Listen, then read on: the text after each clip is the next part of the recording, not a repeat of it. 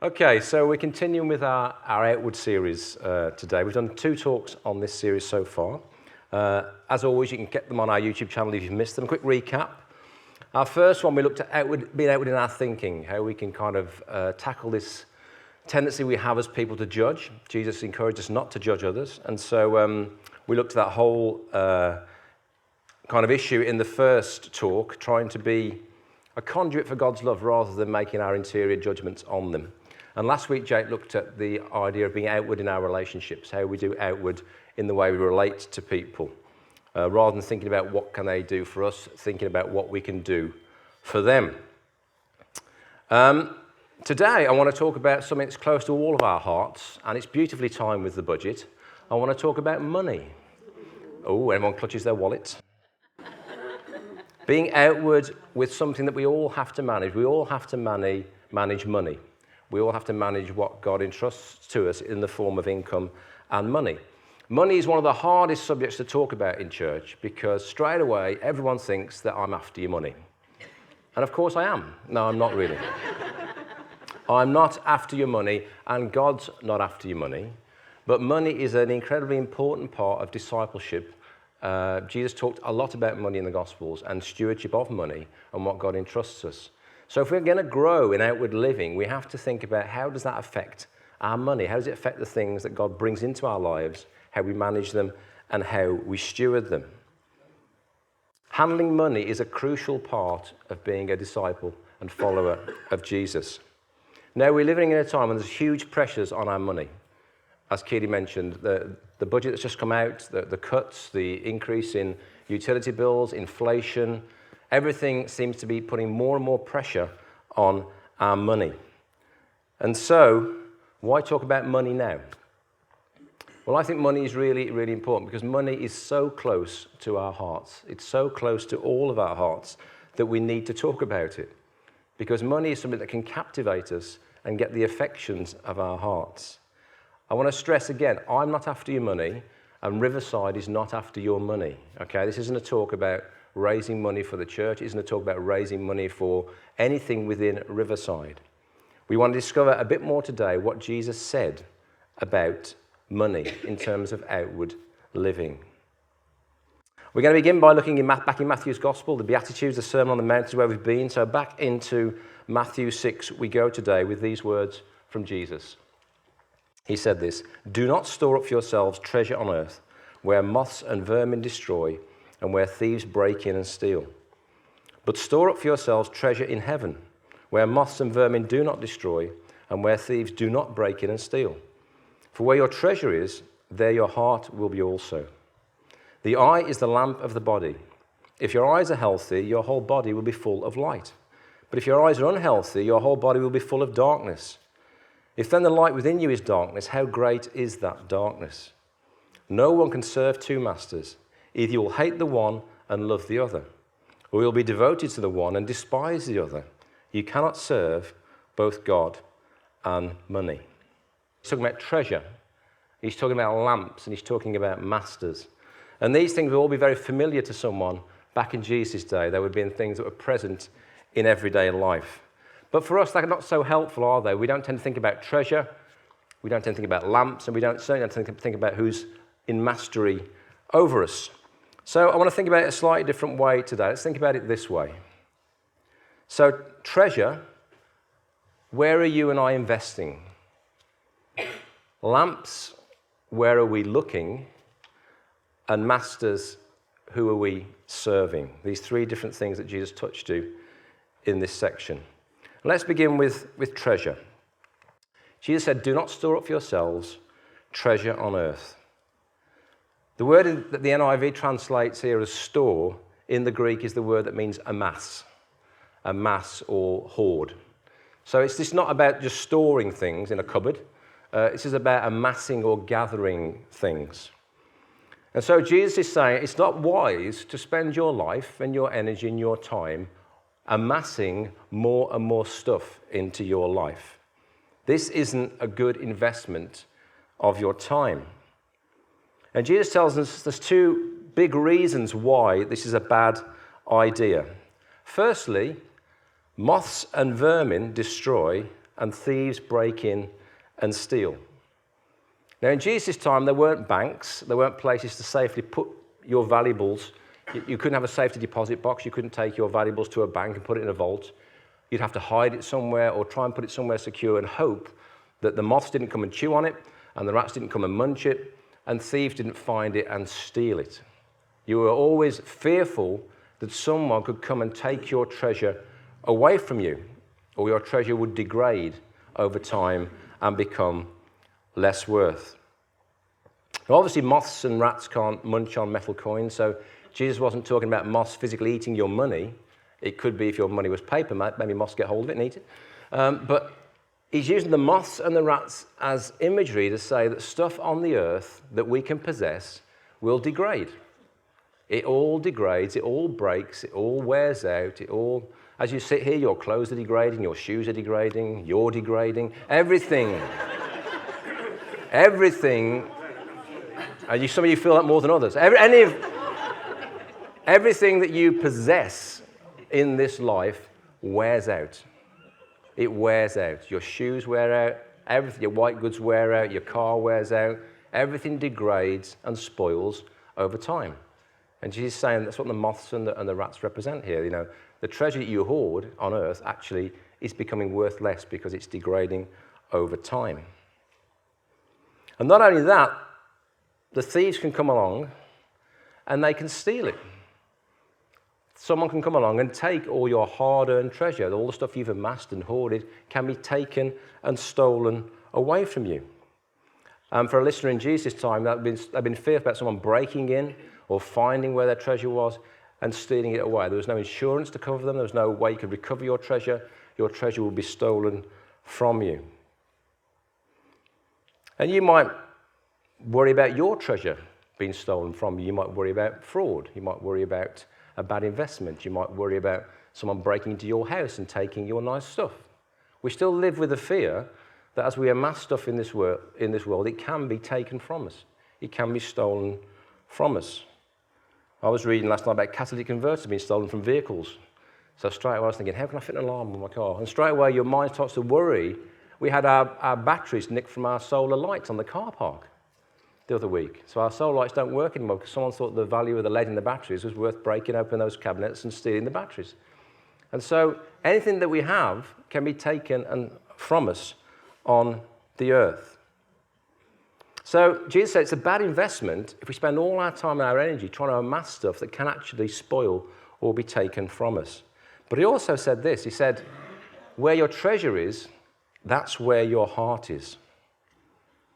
Our hearts and our treasure are closely linked. We've all found ourselves, haven't we, captivated by a new thing. Yeah? A new possession, a new item, we've longed for it, we've got it, maybe it's a present or we've saved up and gone and got that thing, and we're captivated by that thing that suddenly enters our life. Our heart and our treasure can be closely linked. And Jesus knew this when he encouraged the rich young ruler who came to him and said, Jesus, how can I follow you? How can I inherit eternal life? And Jesus said, well, actually, I can see in you that your treasure's captivated your heart. So you need to sell all that stuff, give to the poor, and then you can come and follow me. Jesus was trying to break the link between the man's treasure and his heart. He was trying to recapture the man's heart that had been captivated by his riches. But the gravity of those riches was too great. And it says the man went away sad because he had great wealth. The gravity of what he'd amassed in his life was too great to overcome to follow Jesus. And your money and your possessions and my money and my possessions, they do have a sort of gravity. They have a gravity. We've talked about in this series, haven't we, how we're trying to overcome the inward pull of sin, which we've talked about. It's like a gravity in our lives pulling us inward. And the force of love draws us outward towards God and towards others. But we battle against the selfish nature that draws us inward, the gravity of sin. And if you add to that lots of stuff, lots of treasure, lots of money, that increases that gravity within your life. And that inward pull gets stronger and stronger towards the self. I've known some very rich people and some very unhappy people, even in the midst of all their wealth, because the gravity pulls them in. I like that film and story, The Christmas Carol, Ebenezer Scrooge. Scrooge, all that money that he sits counting, but on his own, lonely, trapped by the gravity of his riches. So the more we amass, Jesus tells us, the more our hearts will follow our treasure. He said this, "Watch out, be on your guard against all kinds of greed. Life does not consist in an abundance of possessions." Jesus recognizes the gravity that money can draw us inwards. The more we amass, the more we focus on it, the more it becomes our fixation, and then it just takes us over. It starts to take control of our lives. We need to watch out, we need to be on our guard, because your life does not consist in the abundance of the stuff that you accumulate. And so we're wrestling against the inward life of sin, the gravity of the self, and we have to learn how to manage money and manage our treasure if we're going to do that. Because money will pull you away from God, and it will pull you away from people if you don't learn to manage it well. So Jesus said this, he gave us the best advice we can get here. "Store up for yourself treasures in heaven, where moths and vermin do not destroy, and where thieves do not break in and steal." We're going to come back to that in just a few moments. Let's look at the next point Jesus was making. Lamps. Where are you looking? In the middle of this teaching about money, Jesus puts this rather strange teaching about lamps. And most preachers just do the first bit, the last bit, and skip over the middle bit. But it's important that we focus on why Jesus talked about lamps. He says this, "The eye is the lamp of the body. If your eyes are healthy, your whole body will be full of light. But if your eyes are unhealthy, your whole body will be full of darkness. If then light within you is darkness, how great is that darkness?" So what has your eyes being lamps got to do with treasure and money? How can unhealthy eyes lead you into darkness and healthy eyes lead you into light? What is Jesus saying here?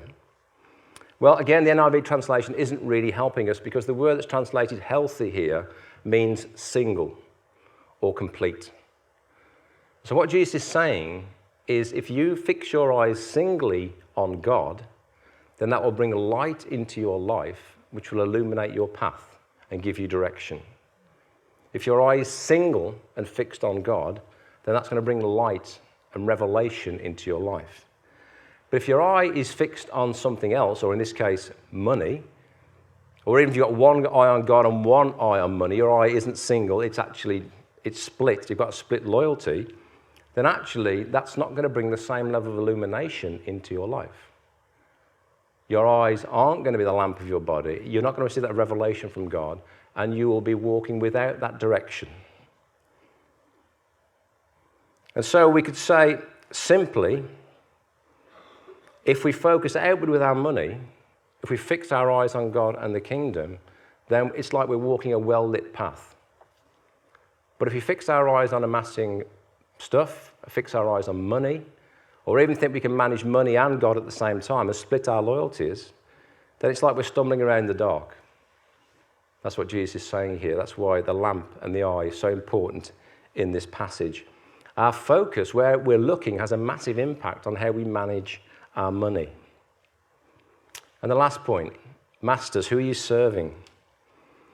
Jesus said, no one can serve two masters. Now, you might think you're the exception to the rule, but I like to take Jesus at his word. So, no one can serve two masters. Either you will hate the one and love the other, or you'll be devoted to the one and despise the other. You cannot serve both God and money. Jesus challenges us about our ultimate loyalties. Where do they lie? Where is our ultimate loyalty lying? Does God have ultimate authority in your life, or does money have ultimate authority in your life? Because Jesus says you can't be loyal to both things. You can't be loyal to both masters. The words hate and love and devoted and despise are used by Jesus to really up the ante and help us to understand the gravity of what he's talking about. You can't love God and love money. One will dominate over the other. One will take mastery over the other. So Jesus says what's at stake here is where our loyalties ultimately lie. Who's going to take priority in your life? Who will you end up serving? Will you serve God, or will you serve money? And the Greek word here is an old-fashioned word called mammon, which is a word that's gone out of fashion now, but it describes that whole idea of being fixated on the accumulation of wealth in this life. Okay, so let's think about how we apply these teachings to our lives. How do we store up treasures in heaven? Mastery, where our loyalties lie, and where we're focused. How do we do this? How do we think about these three things together? Well, the answer is really, really, really simple to all these three questions. It's we give. We give. Jesus showed us that our treasure, our focus, and our loyalty are all linked together. They're all linked together, a bit like in this circle here. They're all embedded and enmeshed together. So where we're looking, who we're serving, and what we're investing in are all intrinsically linked together. And they're all linked by giving. We choose to give in all of these three different areas. When we give our money, it reminds us that our lives are directed towards Jesus. Our eyes are fixed on him. And it helps us to remember who we're serving, who we're a child of. When you fix your eyes on God, it helps you to manage your money, and it also helps you to remember that you serve a God who actually has provided everything for you in the first place. And when you give God your loyalty, it automatically affects how you manage your money and where your eyes are fixed. So these three things are always intrinsically linked together. But followers of Jesus often do something quite weird. They do this. They, for some reason, think they should take their money out of the equation. For some reason, all the teaching about Jesus gives about money don't apply to them. For some reason, they can hold these things in tension but not have to think about whether they give money. Now, I'm not here to make anyone feel guilty about money this morning, but can I humbly suggest to you that if you don't give some of your money away, then you're not fully honoring the words of Jesus. Because for me, these three things have to be linked together. And again, we're talking about discipleship here. We're talking about personal growth. We're talking about outward living. We're not talking about raising funds. We're talking about how do we respond to the words of Jesus. If you read through the Gospels, you see Jesus talks about money and stewardship over and over and over and over again. But God isn't really interested in your money. God isn't skint. He doesn't need your money. And can I humbly suggest that the church doesn't need your money either, because places like Riverside, God is always faithful to provide for us. So this is not about raising money for God or for the church. What's God really interested in? He's really interested in your heart. He's really interested in the affections of your heart, because he knows that your heart and your money are intertwined. And when we choose to give away some of our money, we are breaking the gravity of the self, and we're saying to God, we want to reflect your generous nature. We want to reflect the God who's entrusted us with this treasure in the first place. We're going to give some of it away to bless the kingdom and to bless other people. And then we begin to invest in things of eternal value that can't be eaten, munched, spoiled, degrade, destroyed. They're things of eternal value that are treasures stored up in heaven. Now for some practicalities. I'm not going to tell you where to give your money today. Shock horror. I'm not going to do that. It's entirely up to you where you choose to give your money. Historically, you'd expect me as a pastor to say you need to give your money to the church. I'm not going to say that today. It's completely up to you where you want to choose to give your money. You could give to a charity, you could give to an appeal, you could give to an organisation, you could give to a person, you could give to another church, you could give to whatever you want to give to. I'm not going to tell you where to give your money. The most important thing is that you do choose to give some of your money. The why you need to give is what we've talked about today. As we give, we remind ourselves that we serve a loving God who's entrusted stuff to us, and we get to steward it. And we get to break the gravity of the self by giving some of that away to others.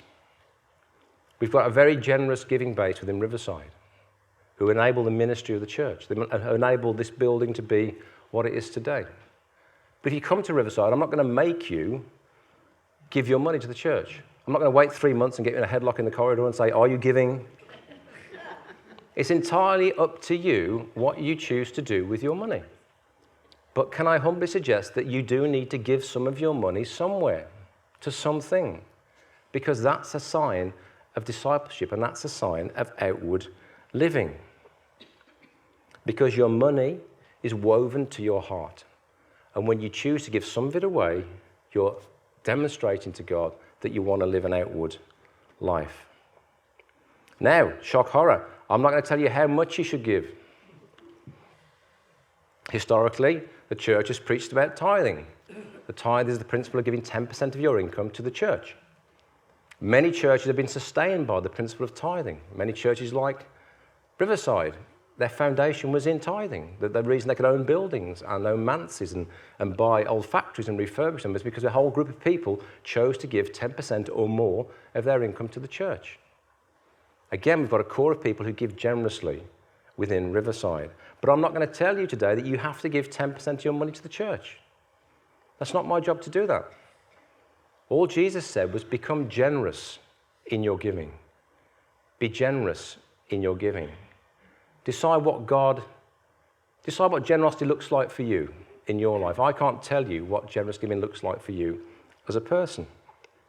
The thought of giving 10% of your money away might terrify you today, particularly if you've never even given in the past. The thought of somehow shoehorning 10% of giving into your budget would just terrify you. And some people, they look at that and go, well, in that case, I'm not going to give anything at all. I won't give a thing. And they get stuck in this, they fall between two stools. The key thing, guys, is that you give something. Paul says in 2 Corinthians, each of you should give what you've decided in your heart to give, not reluctantly or under compulsion, for God loves a cheerful giver. Each of us has a responsibility in our heart to decide what we're going to give. That's something that rests firmly with each of us if we follow Jesus. It's a discipleship issue. It's a growth issue. It's a maturing issue. And so I'm not going to tell you the amount to give, but I'm going to tell you that you've got a choice that you need to make, which, again, I humbly suggest that you do decide to give something somewhere, because it's a sign of the activity of Jesus in your life. You might feel you can give very little today, and that's okay. That's absolutely fine. But if you've never given anything, can I suggest you begin and start to give something? And lastly, shock horror, I'm not going to tell you how often you should give. Some people give weekly, some people give monthly, some people give sporadically, some people give over and above that, some people give one-off amounts, additional amounts. I'm not going to tell you the frequency of what your giving should be. But again, can I humbly suggest it should be regular? Giving should become part of your life, part of the rhythm of following Jesus. As we gather to worship regularly, as we pray regularly, as we connect in small groups regularly, giving should be part of that rhythm that you've put into your life if you are following Jesus. We're trying to develop consistent habits, aren't we, that help us orientate ourselves towards God and remind us that we serve a God with a kingdom that's expanding. And so we put these habits in to help us to remember that we're children of the living God. And giving is one of those habits.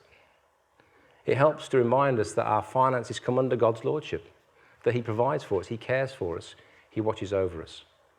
It helps stop money taking control and becoming master in our lives. So as you sit here today, you might be sitting in a number of different positions, as you watch this on video too. You might be somebody who's never even thought about giving. It's never even crossed your mind. You might be somebody who's thought about giving but has been frightened by the scale or the impact on your finances. You might be someone who lives very close to the breadline and the thought of giving is just too much. You might be somebody who gives very occasionally. You know, something pops up and you think, oh, well, I'll give to that, and you give occasionally. You might be someone who gives regularly. And you might be somebody who gives regularly and generously and sacrificially.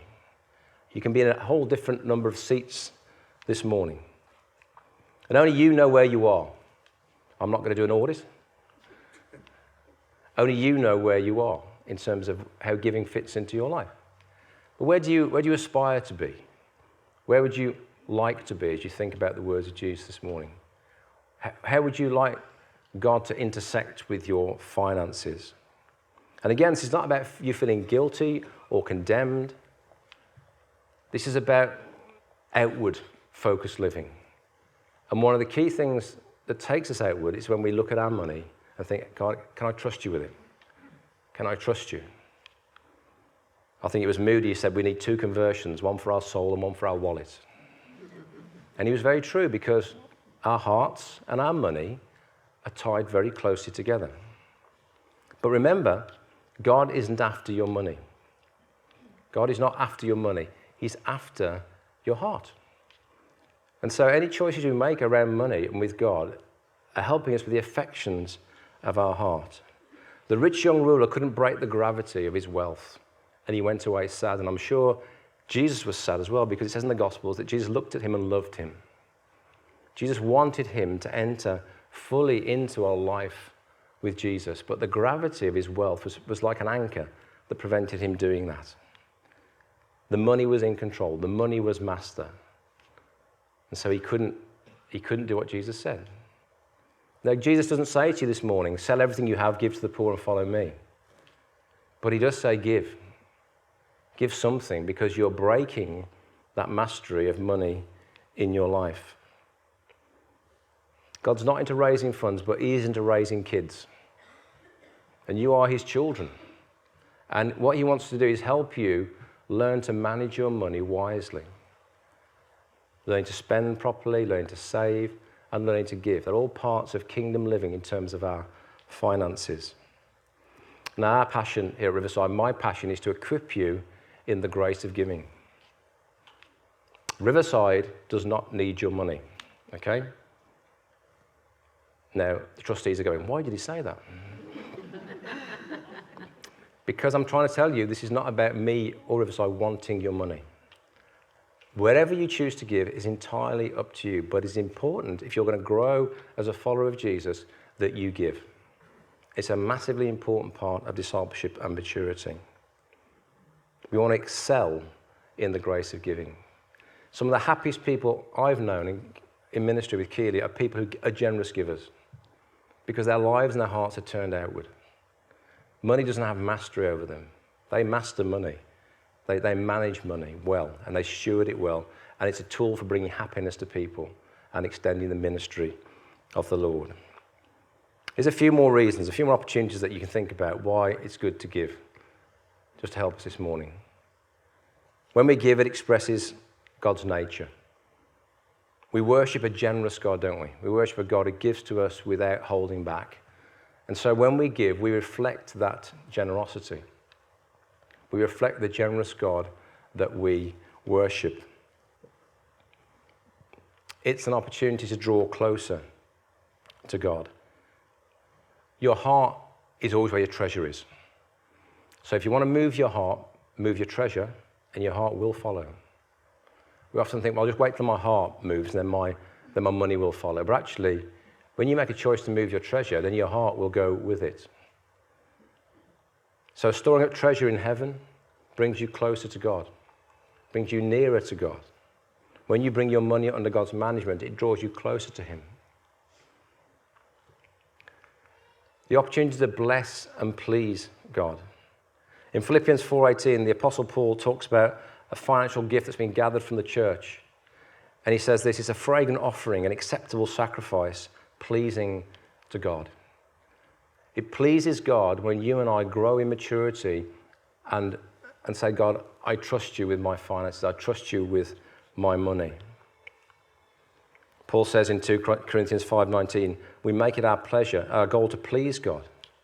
And God knows that a generous heart and being generous with our money brings pleasure. It brings pleasure to God, it brings pleasure to us, it brings pleasure to the people that are served and blessed by the money, and it reaffirms our trust in God. It's an opportunity to gain freedom from materialism. Culture tells you the more stuff you have, the happier you will be. He who dies with the most toys wins. That's the Western mindset. The more you have, the happier you will be. But it's simply not true, is it? The gravity of materialism actually is a punishing thing. It saps joy, it saps happiness, it saps a sense of peace and security.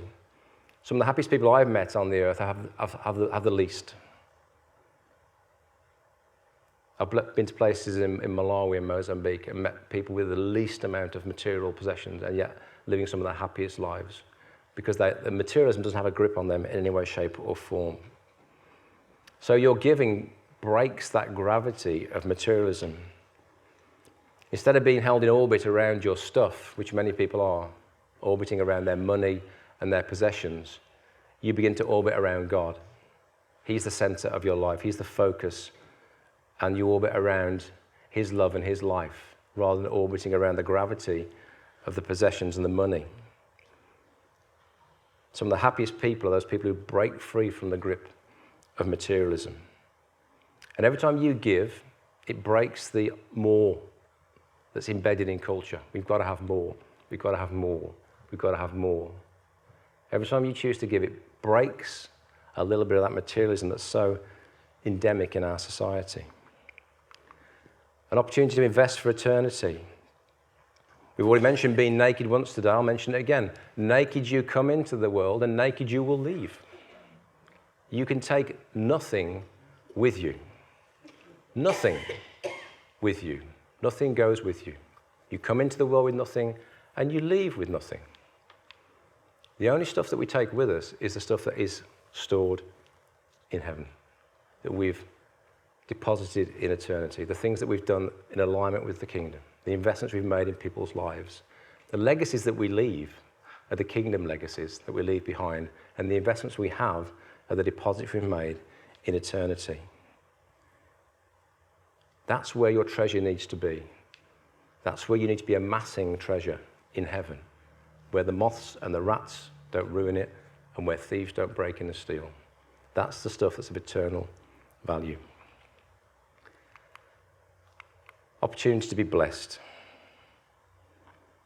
I've never ever preached a sort of that whole prosperity gospel where if you give, God gives you money back. I don't believe in it.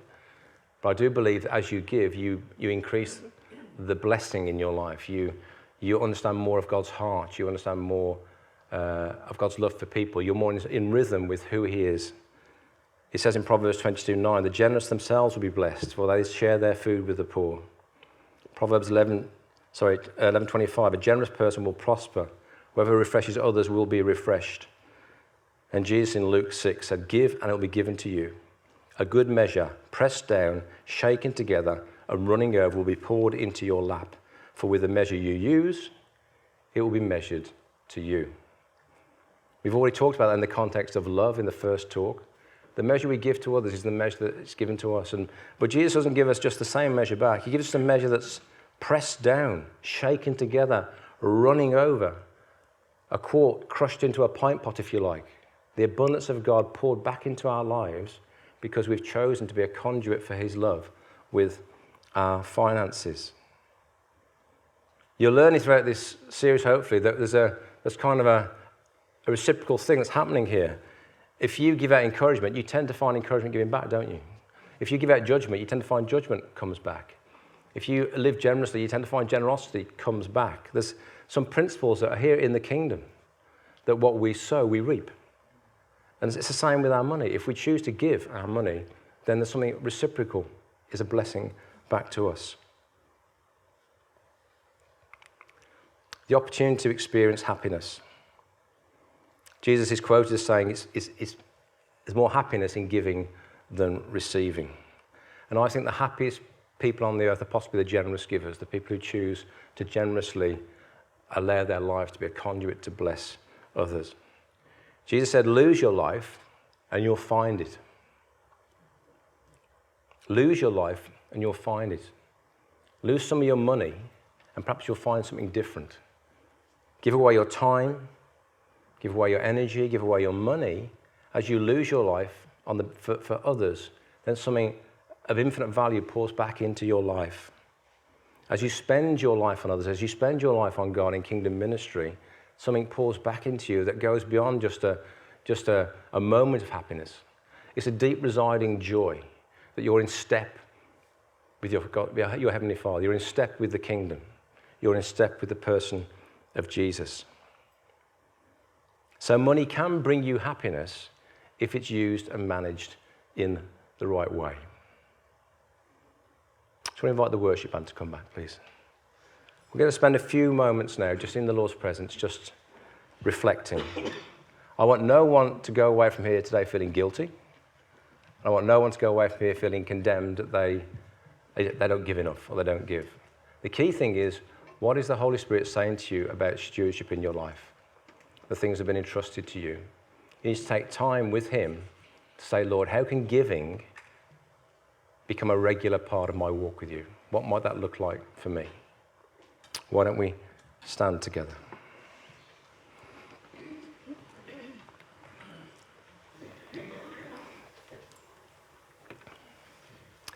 Jesus, who was rich in everything, gave everything for us. We sing the songs every Sunday about that fact. Jesus gave everything. There were no limits to what Jesus gave. He said, greater love has no one than he who lays down his life for his friends. And so Jesus gave everything for us. And he wants us to catch a measure of that. As we come into his presence in worship, he wants our hearts to be changed and moved, to break the mastery of the culture that's trying to shape us, to be a countercultural people who can live kingdom values. The world would say to you, hang on to every penny. Hang on to every penny because you've earned it and it's yours. You hang on to it and you use it for what you want.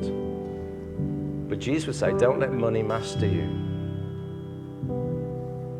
You can't serve God and money. Let God be the master. Let his light illuminate your life. And from that light, you're able to see how to manage your money clearly, without any fear, without it mastering your choices or your emotions.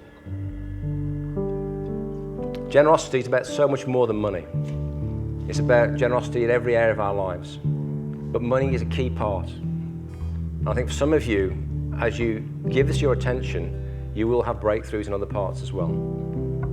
Because as we've shown that they're linked, these things are linked together. So as we worship, let's let God speak to us in the privacy of our hearts as we sing together.